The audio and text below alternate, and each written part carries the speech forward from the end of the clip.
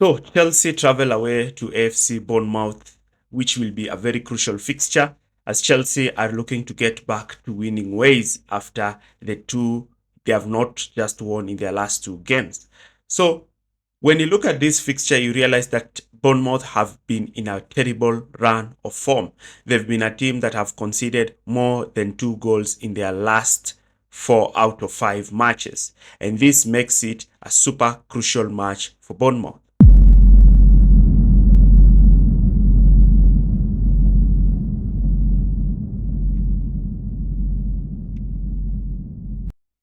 So when you look at this clip here, you can see FC Bournemouth doing what they do best, and that is stifling the opposition with an aggressive counter press. And even when you look at the statistics, you see they are one of the teams with the best PPDA, that is passes per defensive action. So Chelsea will have to do something about this. But before we start, I want us to focus on the press conference that Enzo Maresca did, because the press conference will influence what will actually happen in this game. So Maresca really had a weird press conference. First of all, he talked about Cole Palmer. He said that this time Cole Palmer is ready to start. And in my opinion, I think that Maresca has made the decision that Cole Palmer is fit to start in this game. Maresca also had a lot to talk about with the Leeds and a lot of questions to answer, especially with regards to rotations. And the big question that came in was the question about the young Josh Archimpong. And Maresca actually accepted that he made a mistake not to start Josh because Josh is a natural right back and he would have fitted well. But Maresca went ahead and talked about that he probably wanted to start Tosin and therefore wanted to have Chaloba start down the right. But he accepted that that was a mistake that he did. And this is clearly pushing a message towards senior players because he also went ahead and talked about the most experienced player in that team who did not play quite well in that game. So Maresca is coming to terms that some of his rotations might have probably cost Chelsea points. And I hope that he learns this earlier on in the season so that it doesn't come to affect Chelsea because Josh has been so superb with Chelsea this season. Now, if you're new in this channel, do not forget to like, share, and subscribe as we normally churn out this content here every day. So we look at the lineups, and the lineups for Chelsea are quite unique because the lineups will dictate how Chelsea actually approach this game. We know that Maresca has made lots of mistakes with his rotations. So in goal, most likely is going to remain to be Robert Sanchez. And this season, I can say Robert Sanchez has been quite okay. He's not made the usual errors or mistakes that you expect. He has been solid, though some goals have actually been made by courtesy of defensive catastrophes. In defense, I'm going back with a stronger defense against Bournemouth, and that defense is a centre-back partnership of Fofana and Chaloba. Funny enough, when both of them starts, Chelsea keep a clean sheet. Chelsea are super difficult to break down. I'm going to introduce back Chris James in that right back position and Cucurella in that left back because I think Chris James is much stronger when defending the back post, and also Chris James can be super instrumental in coming in midfield whenever Chelsea are looking to try and dominate the ball. And I'm just going to explain to you tactically how Chris James makes Chelsea flexible. In midfield, I'm going to go with a midfield partnership of Andre Santos and Fernandez. I believe that the last time we played, the midfield was quite rugged. I think the confusion in defense of failing to win the first balls and the second balls caused a lot of confusion in that midfield. In attack, I'm going to have Garnacho, Neto, and Palma. I think Garnacho and Neto, this game suits them well. There'll be a lot of space because Bournemouth are a high block. Also, I do believe that Neto has been our most informed attacker this season, and therefore I expect him to be much more competent when playing in this role and in this position. So I would start Pedro Neto. Leading the line, I will pick João Pedro, but I have no issues if McGew starts because both João Pedro and Delap have been super poor, but Delap in particular has been super poor. So I'd pick João Pedro, and I would like to see if probably Cole Palmer can bring the best out of him, and we can see the João Pedro from the Club World Cup.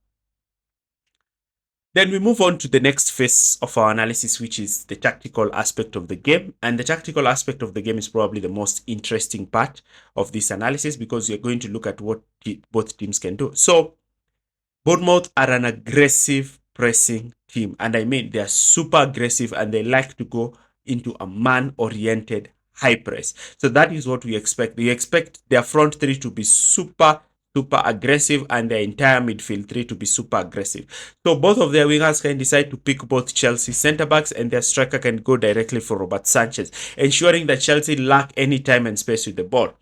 So what we have seen is Sanchez looking to play that ball to Cucurella and the fullbacks as an outlet. But here comes Bournemouth. They're super aggressive in that their fullback will step out to immediately look to apply pressure.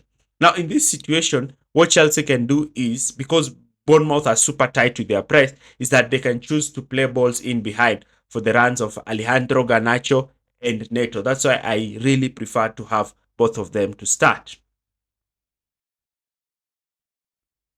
Now, that is one way in which Chelsea can look to do to stop this. The second thing is to have Reece James invert in midfield. Yes, Reece James inverting with midfield and the entire midfield dragging the two markers can be super important because now if Reece James starts in this midfield position, then what happens is that Reece James can be able to receive the ball with space, something that Gusto looked to do, then look to shuffle the ball out for Neto, who can be 1v1 with the fullback. And we know that Pedro Neto in this scenario is very good in getting the ball, looking to run with the ball towards the byline and looking to accelerate super fast and actually enter the 18-yard box quite quickly. Then, because of this, we can also see Bournemouth looking to go into a man-oriented press. Then one thing we can do is that whenever Sanchez gets the ball, he can look to target the ball in those spaces in behind, hopeful that the pace of Garnacho and Neto will be super crucial for Chelsea in looking to exploit that space in behind the defense line. Without the ball, uh, Bournemouth usually sit in an aggressive 4-4-2, and Chelsea can look to structure themselves into a 3-5, and that is something that has really worked for Chelsea.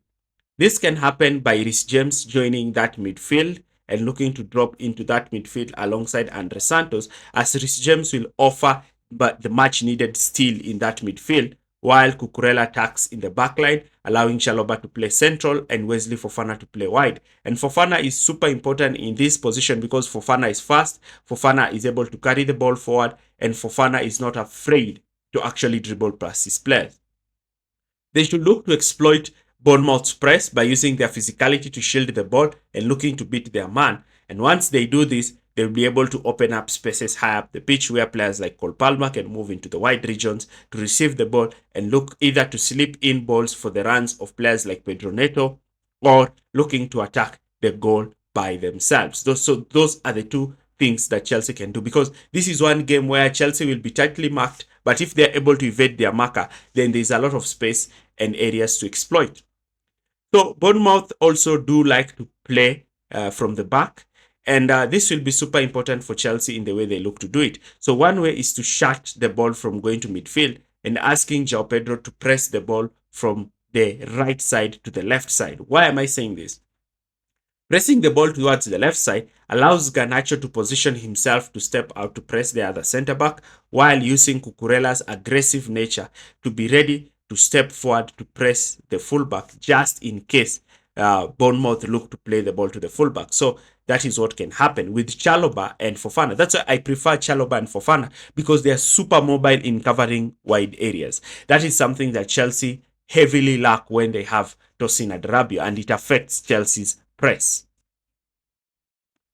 Without the ball, Bournemouth are super aggressive in having both Semenyo and Aldi coming in field and having both fullbacks looking to overlap, and their three midfielders looking to manipulate the ball. So Chelsea can look to apply constant pressure on the two centre backs while using their two midfielders in a kind of way that actually stops them.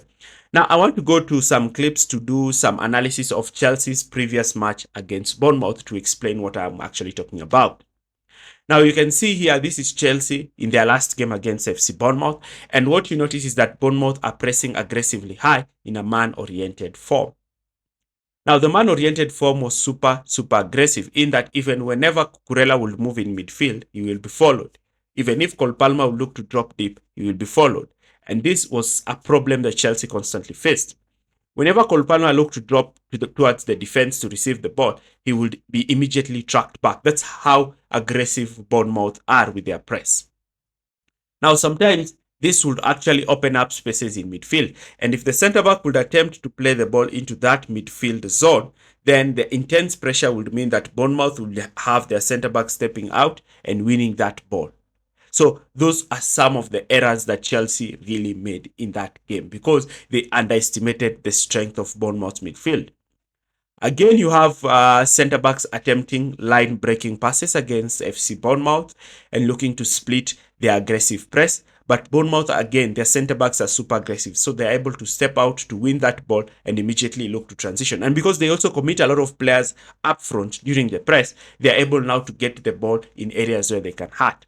So that is one thing that Chelsea should heavily focus on, how to beat the man marking system of Areola. So if you've enjoyed this analysis, do not forget to like, share, and subscribe. See you in the next video, and thanks for watching.